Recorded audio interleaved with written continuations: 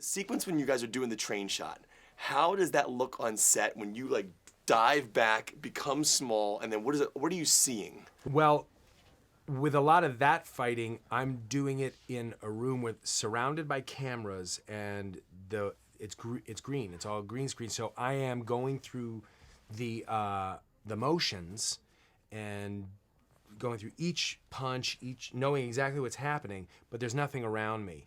And then they were shooting a macro unit on this film, so it isn't like a CGI, created computer-generated set. They were filming real things, and so they just merged the two together in a very clever way and a very technologically advanced way, so that it's all real. It's not really computer generated. And so I see something like that and I think, oh my God, that's what it looks like. Yeah. And it's a total charge. But when you see him on top of the train before it crashes, are you riding on something in a real life situation? There's certain things that I'm doing, like in the train, it's like I'm standing like on a platform or something, but there's nothing around. When I was riding on an ant, I was on a thing that was suspended with rope. I'm like, it's like a fake bucking bronco kind of thing. So, That's awesome. There's stuff like that, and that was all new to me. Yeah. Now you've had such a great career with comedy. I mean, I loved everything you've done from Anchorman to Clueless was such a great movie as well. And here you really balance out comedy and drama so well. There's a really emotional connection in your character. I really felt for him with his daughter and him wanting to have that redemption quality. Where is that balance for you of being this like epically badass character, but also having a comedic part and a dramatic part to him? Well, I think they don't have to work separately. I think that they can enhance each other. My default is, I think, comedy. Right. It's in life, any kind of trauma, any kind of thing, that I'm doing, I tend to veer toward the humorous side of it. But I've always enjoyed humor to tell a very dramatic story. I think we do. It's how we kind of make a lot of that stuff palpable. Right. And I never lost sight of the story that was being told in this, which is a dramatic story. Yeah. So I never want to step outside of that, but I think this character is aware of like kind of what's happening, and it's okay to have fun with it at times. Wrap me up. Will we see you in Civil War? Yes. You are going to be in there? Yes. Have you filmed it yet? I have filmed some of it, yeah. Can't wait for that. It's going to be so awesome. Paul, it's always an honor, man. Same here, man. Good. Douglas, how are you, sir? Yeah. Kevin McCarthy. Hey, Kevin. Good to see you again. You know how to do it in an afternoon, don't you, Kevin? I get You've excited. done too many afternoon interviews Yeah. to know you gotta pick it up. You're my 8th interview of the day. I'm excited. You're kidding, yeah. are you? Oh, yeah. Christ. I'm excited to be Did here. you get a colonic in between? I did. Colonic. I did everything. Colonic. I have to ask you, this is such a nerdy question, but I've always wanted to know this. I know sometimes when you watch a movie trailer, then you see the final movie, a scene can change or dialogue can change. There's a very famous scene in the trailer where Paul Rudd says, I'm done breaking into places and stealing stuff. You repeat that line, but in the movie, you say the bad word, the S word. Do you do 2 separate takes of it? Yeah, you do. Whenever there's a bad word that can't be used in your television or your things or on airplanes, you either do another take. Normally, they don't have time to do another take, so you have to loop, in other words. And for the S word, stuff is the word that's usually used. Yeah, so you go like an ADR and you drop in the stuff version. Yes. That's so cool. Well, we hate it. Yeah. but I think, if I remember correctly, in Ant-Man, the budget was big enough that you could actually do a take. You see, you actually do a take where you use stuff as a take. Now with the scenes, I thought the scene was fantastic when he has to jump through the keyhole and then into the room. Right. What do you see when he's doing that? I know, obviously, they're dealing with this macro technology. It's really cool what Peyton did, but what do you see when that happens? I see nothing. Yeah. I see you. You just have to pretend. I mean, you have to imagine you both work together on the speed of like you're going to imagine him going through and coming out. But, one of the incredible things about, this kind of things is, with special effects, is the believability that you have to do.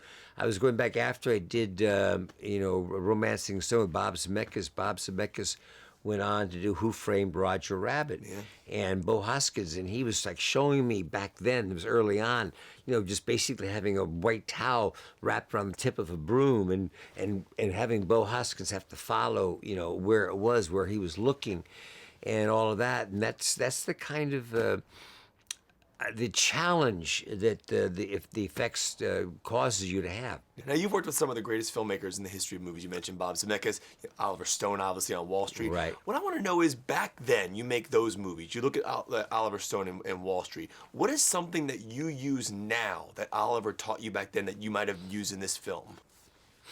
Wow. Well, you pick Oliver in particular. Oliver challenges you. He's not. Most directors are like a patriarch. The actors are their children, and actors need coddling, and it's difficult to be in front of the camera and all of that. Whereas Oliver challenges you. He's like, came out of the Vietnam War, and he wants his actors, ones that he could trust, in the foxhole, in the trenches with him. And so it's a different, and I guess two things that come to mind, just using Oliver as an example, is one, being a team player, you're in the trenches together. You want to look out. You're going to cover the back of your fellow actors and everything else. In other words, you want your actors to be as good as possible. And the other one is take no prisoners. You better deliver and do the job yourself, and don't expect you're going to get help. It's nice when you do. Peyton Reed was a fabulous director and had good suggestions, but a lot of times you don't get that help. Now, I'm a big nerd about filmmaking, and I want to know, when you're sitting there on set and Paul's character is shrinking down, what are you seeing? Do they give you eyeline? What do you see? Nothing?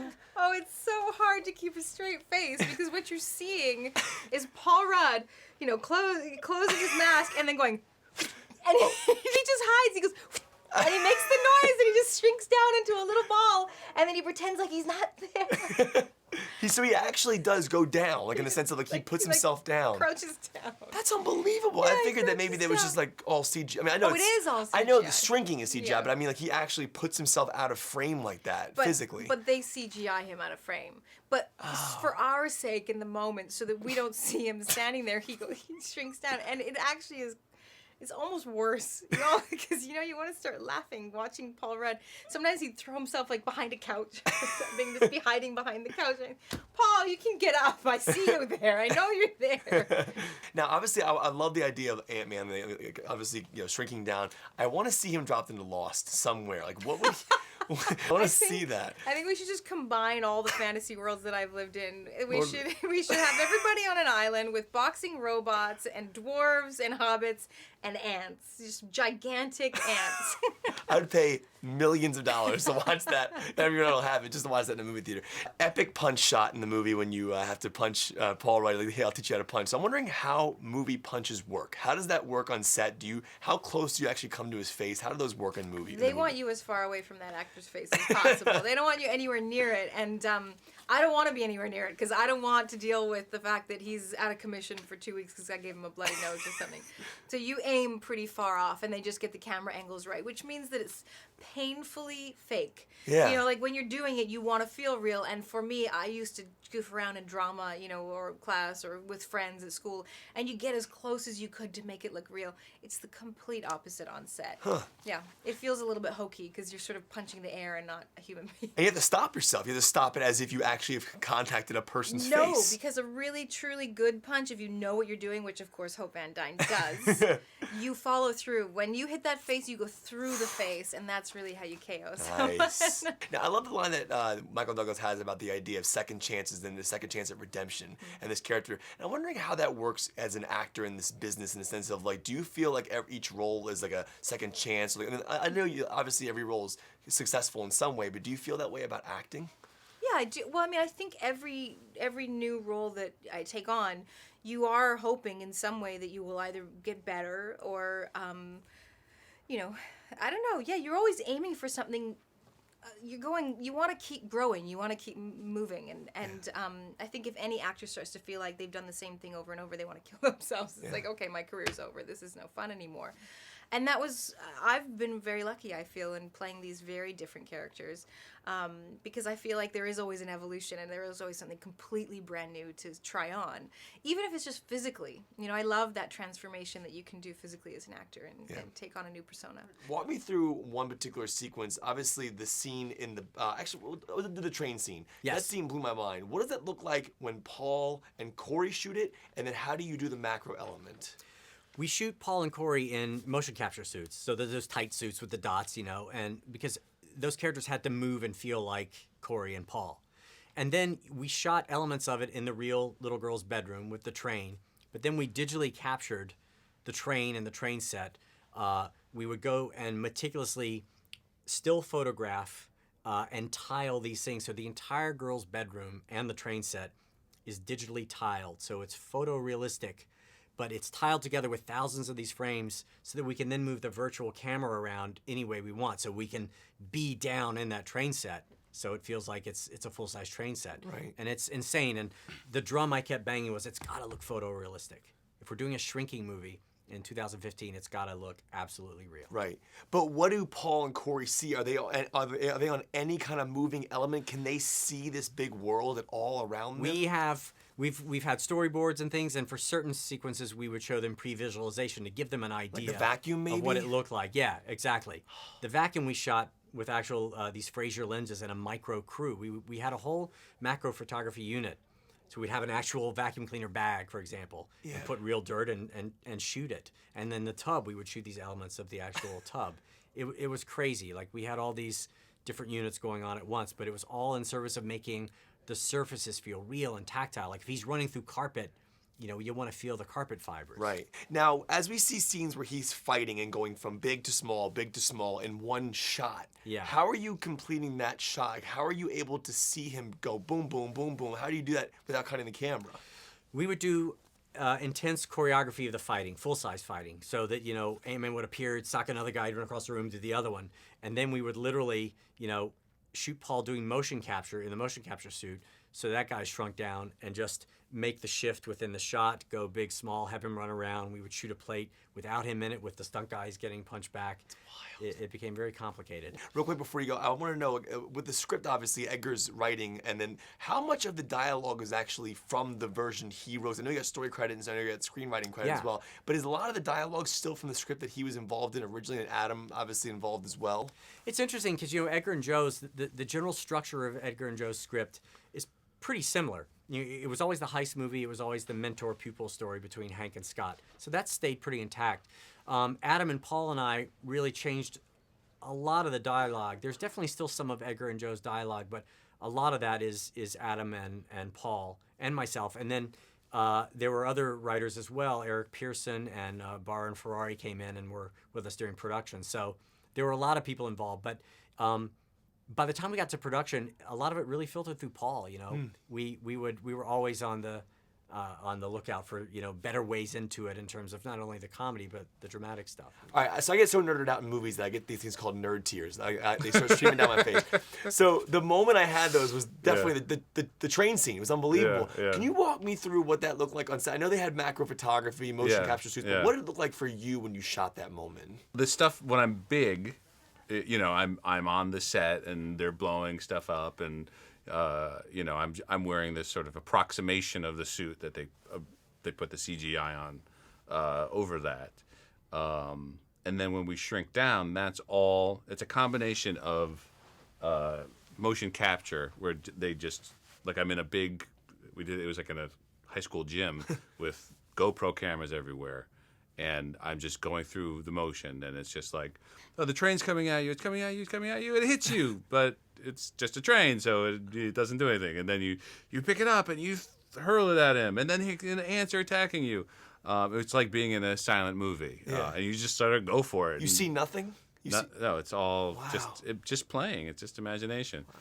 And then not even green screen. It's just you're in a gym, and then to capture the close-ups, because when you can see my eyes when there's a close-up, it's just this array of cameras, and you have to keep your head totally still, and go through all those motions again, but just give the facial reactions. It's an amazing shot. That whole sequence is unbelievable. Now, how much of your suit is real? Like the things that come down. None of it. None of that's real. None of the suit.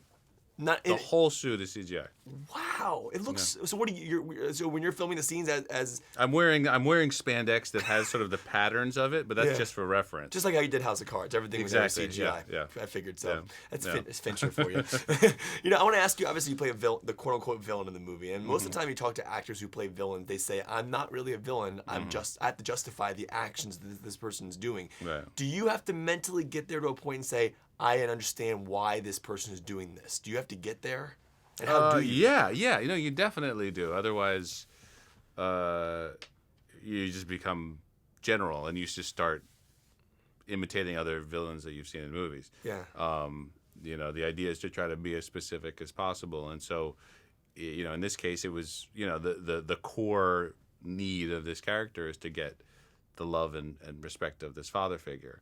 And he's constantly not getting it, and constantly trying to punish his father figure, and then trying to get it back, and that's really what it was. Yeah. It was all about. Now, when you're in a scene with someone like a Michael Douglas, who's one of the greatest actors of all time, falling down Wall Street, and you kind of have to you're talking down to this guy. It's like you're being mean to him. Is there a sense of when the camera cuts, you go, Michael, I'm really sorry. I'm sorry I had to do that, but I'm just acting. Is there what do you do when the camera cuts after a brutal moment? There's a lot of laughter. I mean, that was the thing. It's there's so much intense stuff in the movie, and then you finish it and you realize that you're it's Ant-Man. It's there was a lot of laughter. Last question for you. I was obviously loved you on House of Cards. I'm just wondering, do you miss the character? Do you miss being him? It was such a great character, and there was a lot of ups and downs for him, obviously. But. Yeah, I mean, I missed that the writing was so great, and the directing. It was just good work, good people to work with. I think what was successful about the role and why a lot of people seem to connect with it is because it ended when it needed to. There was a lot of times a problem with television acting is you need to keep it open-ended, so I think even subconsciously you hold something back because you think, well, this is a really intense moment, my so-and-so my mother just died, so so you react, but then if the next time something else happens, you feel like you have to top that, and so I think there's a sense of evening out your performance on TV, and this was a case where I knew there was a finite end. Oh, you knew your arc going in. Wow. And so I didn't keep anything in the tank. I could really just pedal to the floor, just go for it like a film role. And so that in that sense, I have.